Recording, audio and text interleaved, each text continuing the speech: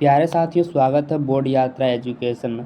अगर आप लोग क्लास 10th में है और 2026 में एग्ज़ाम देने वाले हैं तो आप लोगों के लिए मैं लेके आया हूँ वर्णिका का कहानी चैप्टर 1, जिसका नाम है दही वाली मगम्मा। उसका आज हम लोग सब्जेक्टिव प्रश्न करेंगे। अगर आप लोग इतना सब्जेक्टिव क्वेश्चन याद कर लेते हैं, ये याद करने की ज़रूरत नहीं, बस समझ लेते हैं, पढ़ लेते हैं, तो आपको ज़्यादा पढ़ने की ज़रूरत नहीं है। बस इतना क्वेश्चन ही बोर्ड एग्ज़ाम में आ जाएगा, ठीक ना। तो आप लोग को टेंशन नहीं लेना है। आपको मैं इस तरह समझा दूंगा कि आपको एक बार में याद हो जाएगा, ठीक ना। तो चलिए वीडियो को शुरू करते हैं। अगर आप लोग बोर्ड यात्रा एजुकेशन पर पहली बार जुड़े हैं तो चैनल को सब्सक्राइब जरूर कीजिएगा और इस वीडियो को लाइक ज़रूर कीजिए, ठीक ना।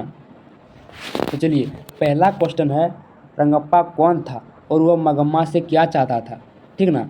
तो इसका आंसर जो है वो क्या है प्यार से, तो उसका उत्तर जो है वो है रंगप्पा गांव का लंपटन और जुआरी था। क्या था? लंपटन और जुआरी था। सिर्फ इतना समझिए कि रंगप्पा गांव का जुआरी था, ठीक ना। वह मगम्मा से धन चाहता था, मतलब वो पैसे चाहता था। इतना ही नहीं, वह मगम्मा के अनाथ समझकर उसकी इज्जत भी लूटना चाहता था। मतलब रंगप्पा जो था वह जुआरी था, वह उससे मगम्मा से पैसा लेना चाहता था, उसकी इज्जत भी लूटना चाहता था, ठीक ना। तो इस तरह समझ सकते हैं कि रंगप्पा एक जुआरी व्यक्ति था, ठीक ना। एक पहला क्वेश्चन हो गया। इससे ज़्यादा क्वेश्चन में नहीं आएगा, ठीक ना। और वर्णिका से ज़्यादा सब्जेक्टिव में नहीं पूछे जाते हैं। अगर दही वाली मगम्मा से आते हैं तो जो मैं 8 क्वेश्चन लाया हूँ इसी से एक आ जाएगा, ठीक ना। दूसरा नंबर है, कथावाचक ने सास और बहू की उपमा किस किस से दी। कथावाचक ने सास और बहू की उपमा किस किस से दी। इसमें सास कौन है? मगम्मा है। और बहू कौन है? नजम्मा है। इसकी दोनों के बीच में क्या अंतर दिया है, ठीक ना, इसकी उपमा दी। तो आंसर इसका है कि कथावाचक ने पानी में खड़े बच्चे का पाँव खींचने वाले मगरमच्छ से बहू को और ऊपर से बाहर पकड़कर बचाने वाले रक्षक की उपमा सास को दी। इसका मैं मतलब समझाता हूँ बढ़िया से, ठीक ना। इसका मैं मतलब समझाता हूँ। कथावाचक बोल रहे हैं कि अगर पानी में, जो पानी है, नदी है, उसके किनारे, ठीक ना, नदी में क्या है? मगरमच्छ है। उसमें एक बच्चे का जो पाँव है वो मगरमच्छ खींच रहा है, ठीक ना। लेकिन उसका हाथ पकड़ के मगम्मा बाहर खींच रही है। तो यहाँ पे मगरमच्छ की जो उपमा दी है वो बहू को दी है, यानी कि नजम्मा को दी है। और बचाने वाले की उपमा किसको दी है? मगम्मा को दी है, यानी कि सास को दी है, ठीक ना। तो इस तरह समझिए, आप लोग को बहुत आसानी से समझ में आएगा। इस आंसर को दोबारा बढ़िया से पढ़ते हैं, आपको अच्छे से समझ में आएगा। और बोला जा रहा है कि कथावाचक ने पानी में खड़े बच्चे का पाँव, ठीक ना, पानी में जो खड़ा बच्चा है, बच्चा का पाँव खींचने वाले मगरमच्छ, अगर हो सकता है उसमें मगरमच्छ हो, तो उस बच्चे का पाँव मगरमच्छ खींच रहा है, तो मगरमच्छ से बहू को उपमा दी, मतलब मगरमच्छ बोल रहा है बहू को, ठीक ना, इस तरह बोल रहा है। और ऊपर से बाहर पकड़कर बचाने वाली रक्षक की उपमा सास को दी है, मतलब मगरमच्छ उसके पेट तो खींच रहे हैं, लेकिन वहीं पर मगम्मा यानी कि सास उस बच्चे को बचाने की, बाहर खींचने की प्रयास कर रही है, ठीक ना। इस तरह समझिए। चलिए, दूसरा क्वेश्चन हो गया। तीसरा क्वेश्चन है, दही वाली मगम्मा। क्या है? दही वाली मगम्मा कहानी का संदेश स्पष्ट करें। दही वाली मगम्मा कहानी का संदेश स्पष्ट करें, मतलब ये कहानी क्या संदेश देना चाहती है इसके बारे में। देखिए, इसका आंसर जो है, इसका आंसर क्या है? यह कहानी आधुनिक बहुओं को संदेश देती है। यह कहानी जो है वह आधुनिक बहुओं को संदेश देती है, ठीक ना, कि वे आवेश देखकर सभी सदस्यों को मिलाकर रखें, मतलब अपने परिवार को मिला के रखें, ठीक ना। इसके लिए बुद्धि का प्रयोग करना नजम्मा के चरित्र से सीखे। अगर ये आप लोग कहानी पढ़ते हैं तो नजम्मा जो है, नजम्मा वह काफ़ी बुद्धिमान औरत है, ठीक ना, अपने सास को मना लेती है। तो उस तरह सीखिए कि अपने परिवार को कैसे मिलाना है, ठीक ना। क्वेश्चन को दोबारा पढ़ते हैं, उसके बाद उत्तर को भी। दही वाली मगम्मा कहानी का संदेश स्पष्ट करें। यह कहानी आधुनिक बहुओं को संदेश देती है, आजकल के बहुओं को संदेश देती है कि वह आवेश देखकर सभी सदस्यों को मिलाकर रखें, मतलब अपने परिवार को मिला कर रखें। इसके लिए बुद्धि का प्रयोग करना नजम्मा के चरित्र सीखें, यानी कि बुद्धि का प्रयोग करना नजम्मा से सीखें, नजम्मा की तरह, ठीक ना। दोनों में विवाद था, नजम्मा और मगम्मा में, फिर भी नजम्मा ने मना लिया था, ठीक ना, बुद्धि अपने दिमाग लगाकर।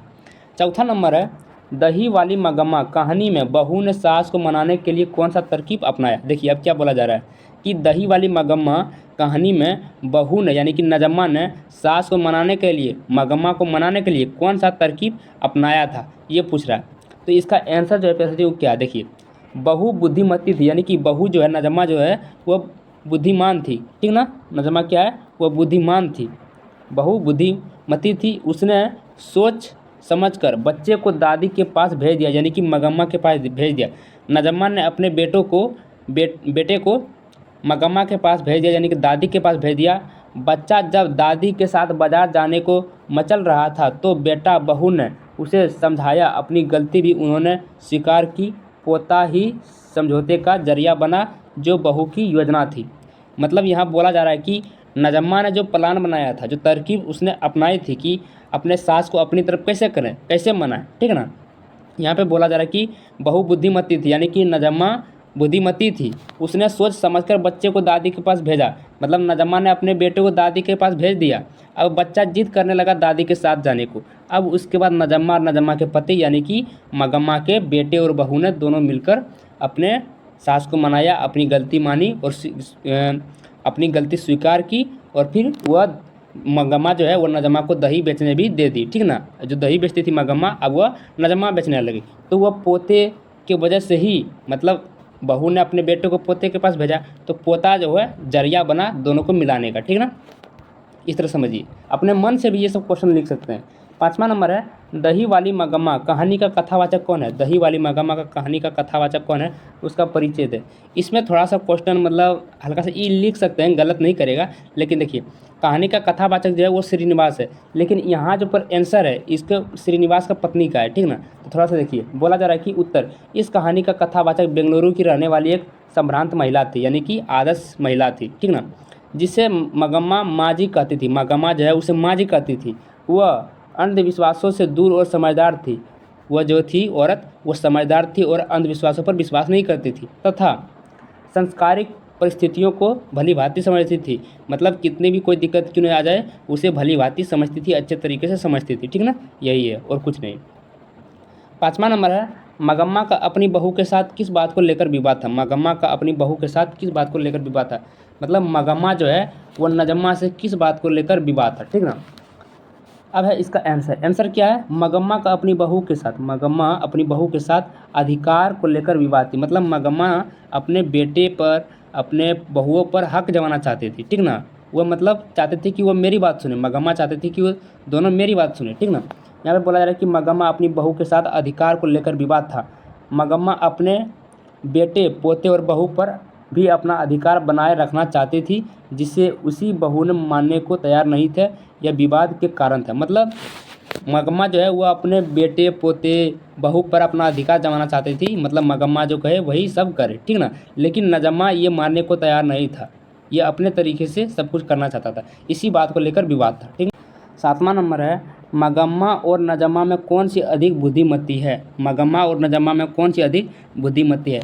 यहाँ पे दोनों अधिकार के लिए झगड़ती है, ठीक ना। मगम्मा चाहती है कि मेरे कहने पर मैं जो कहूँ वो सब करे। मतलब नजम्मा, बहू, बेटे, पोते सब उसकी बातों पर चले, लेकिन नजम्मा नहीं चाहती है, बहू नहीं चाहती है ये सब। तो दोनों अधिकार के लिए झगड़ती है, उसी के बारे में यहाँ पर उत्तर है। यहाँ पे दोनों नारियों अधिकार के लिए झगड़ती है, किंतु नजम्मा अपनी नाटकीय योजना से उसे परास्त कर तक कि दही बेचने वाला आय का साधन भी उसके हाथ से खुशी खुशी ले लेती है। अतः इस व्यवहार से कथाकार ने नजम्मा को मगम्मा से अधिक बुद्धिमती मना दिया है, ठीक ना, बना दिया है, ठीक।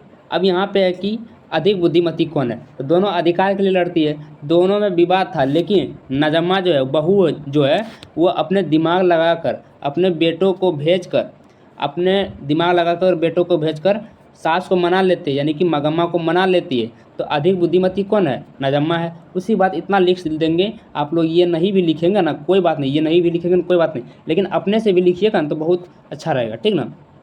इसलिए मैं आप लोग को समझा रहा हूँ कि आप लोग समझ लीजिए, अपने से लिख लीजिएगा। लास्ट क्वेश्चन है प्यारे साथियों कि मगम्मा का चरित्र चित्रण कीजिए। मगम्मा का चरित्र चित्रण करने को बोल रहा है। देखिए, इसको भी आप लोग आसानी से लिख लेंगे। यहाँ पे है उत्तर, मगम्मा गांव की सीधी सादी नारियों का प्रतिनिधित्व करती है। मगम्मा जो थी वो सीधी सादी औरत थी, ठीक ना। आज गांव शहर सभी जगह मगम्मा का प्रतिमूर्ति मिलती है। मतलब आज गांव शहर सभी जगह क्या है, मगम्मा का प्रतिमूर्ति मिलती है। इतना समझ लीजिए कि प्रतिमूर्ति मिलती है, ठीक ना। वह अपमान और कष्ट सहकर भी प्रतिष्ठा से रहना चाहती है, यानी कि उसको अपमान करने पर भी वह कष्ट से रहेगी, अपनी प्रतिष्ठा से रहेगी, ठीक ना। वह बेटे, बहू और पोते पर अपना स्वार्थ सर्वदा बनाए रखना चाहती है, यानी वो अपने बेटे और पोते पर, बहुओं पर अपना हक जमाना चाहती है, ठीक ना। इस प्रकार वह एक भारतीय नारी है, इस प्रकार वो एक भारतीय नारी है जो सम्मान के साथ जीना चाहती है। सम्मान के साथ इसलिए जीना चाहती है कि देखिए, पहला क्वेश्चन क्या किए थे, रंगप्पा जुआरी था, वो मगमा की इज्जत भी लूटना चाहते थे, पैसा भी लेना चाहते थे, तो वह मगमा नहीं माना, इसीलिए वो एक सम्मान के साथ जीना चाहती थी, ठीक ना। इस तरह समझ लीजिए, आप लोग का आंसर मिल जाएगा। अब दोबारा पढ़ने की ज़रूरत नहीं पड़ेगी, ठीक ना, मगमा का चैप्टर दोबारा पढ़ने की ज़रूरत नहीं पड़ेगी। आप लोग लास्ट में जब एग्ज़ाम आ जाएगा तो एक दो बार वीडियो देख लीजिएगा, फिर दोबारा रिपीट हो जाएगा, ठीक ना। तो धन्यवाद प्यारे साथियों, आप लोग अगर अभी तक बने हुए हैं तो आप लोग को दिल से धन्यवाद।